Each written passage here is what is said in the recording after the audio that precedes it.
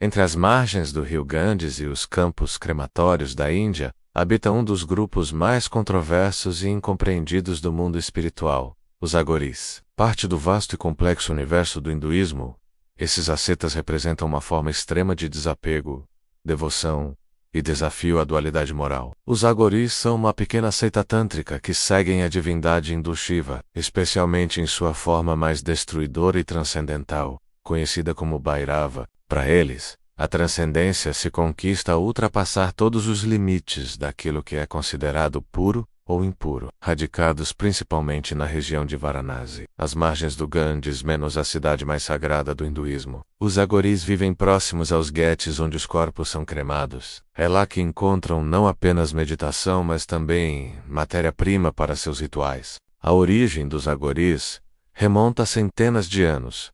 Embora sua raiz ideológica esteja associada ao movimento Kapalika, uma escola tântrica medieval que cultuava Shiva como o destruidor e praticava ascetismo radical. O nome Agori deriva do termo sânscrito agora, que pode ser traduzido como não aterrorizante ou além do medo. Para eles, o que assusta os outros é apenas ilusão. Incaria, ou proibido, o nojento ou sombrio caminho direto para a liberação. No coração da filosofia Agori está a crença de que não existe nada impuro, nada profano, nada que deva ser evitado se o objetivo for romper com a dualidade do mundo. Para alcançar essa não-dualidade, os agoris se propõem a viver no oposto do que é convencionalmente considerado sagrado pelos hindus ortodoxos.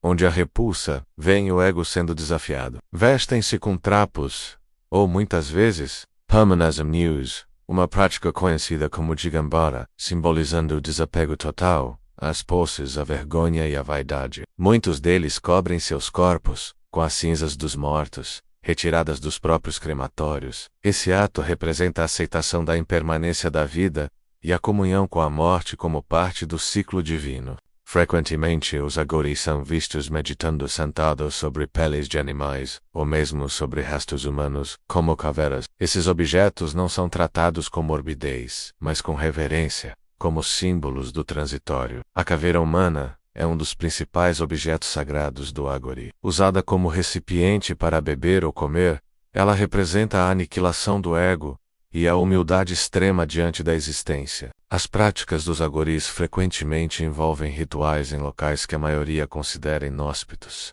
cemitérios, piras funerárias, ruínas. É ali que buscam Shiva em sua forma mais crua. A ingestão de carne, inclusive humana, em raras e simbólicas ocasiões, é uma prática documentada entre alguns agoris. Entretanto, ao contrário do que muitos imaginam, não se trata de canibalismo rotineiro ou com intenções violentas. Essa prática se restringe quando ocorre a carne retirada de corpos em decomposição flutuando no Ganges ou deixados sem cremação, e é parte de rituais extremos cujo simbolismo visa romper qualquer apego ao conceito de pureza. Para eles, tudo que existe é manifestação do divino. Se a carne do morto é parte de Deus, como poderia ser impura? Muitos também consomem substâncias como cannabis durante meditações não por hedonismo, mas como ferramenta para alcançar estados alterados de consciência. Acreditam que isso os aproxima de Shiva, que é associado ao uso ritual da planta. O uso ritual da maconha está profundamente enraizado em algumas tradições tântricas e shaivistas. Para os agoris, o bhang pode induzir a meditação profunda, quando usado com disciplina espiritual. Além da meditação e dos rituais,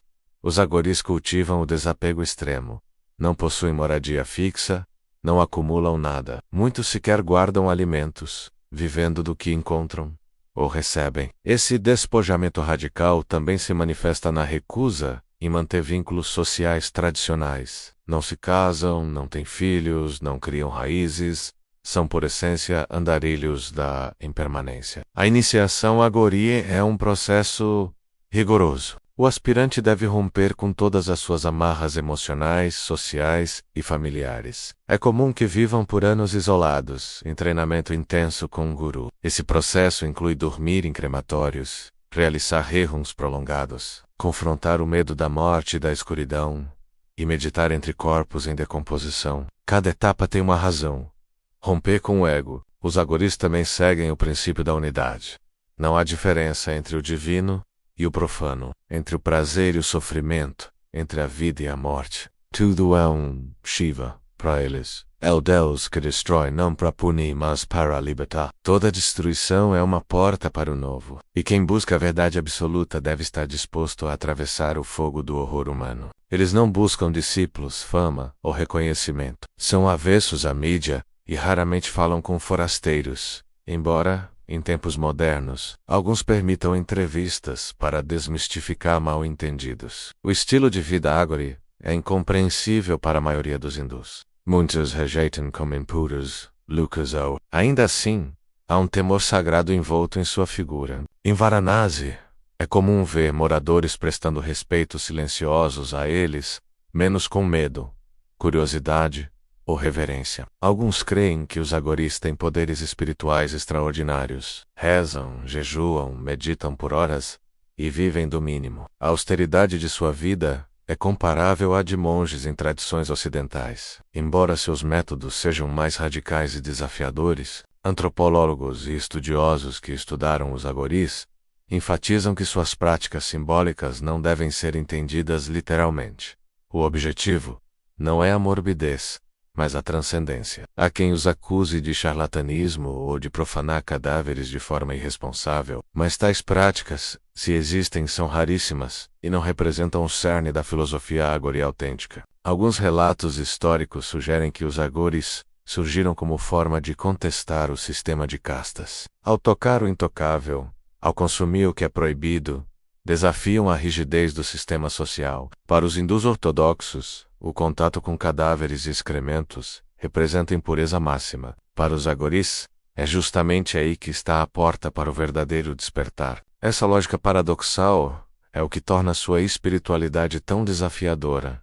Onde a maioria vê pecado, eles veem santidade. Onde se vê repulsa, eles veem rendição. Os rituais agoris não têm hora marcada ou espaço definido. Podem ocorrer ao pôr do sol entre as chamas de uma cremação ou à meia-noite sob a luz da lua, acompanhados de cânticos e mantras. Entre seus mantras sagrados, destaca-se o Om Namah Shivaya, saudação a Shiva, o destruidor da ilusão e do ego. Alguns poucos agoris, ao atingirem um certo nível espiritual, são considerados avadyutas, seres que transcenderam todas as normas e vivem em comunhão constante com o Absoluto.